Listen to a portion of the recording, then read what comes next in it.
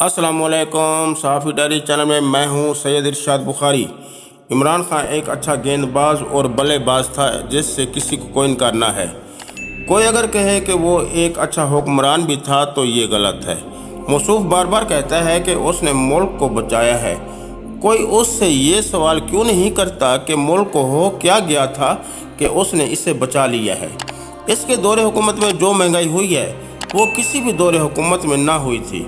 Kashmir lockdown इसी के दौर हुकूमत में हुआ है।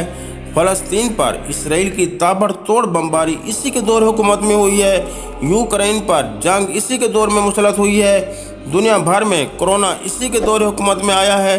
सी पैक इसी के दौर हुकूमत में डी रोल हुआ है और अब आइन इसी के दौर हुकूमत में तोड़ा गया है।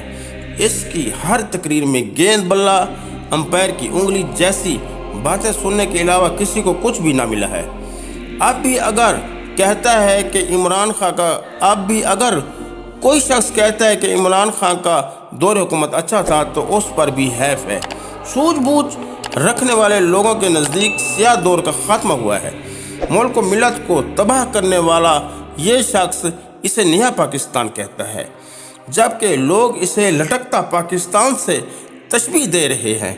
लोगों की नज़रें अदालत के फैसला पर लगी हुई हैं। उम्मीद है कि अदालत पाकिस्तान के आइन का दिफा करेगी।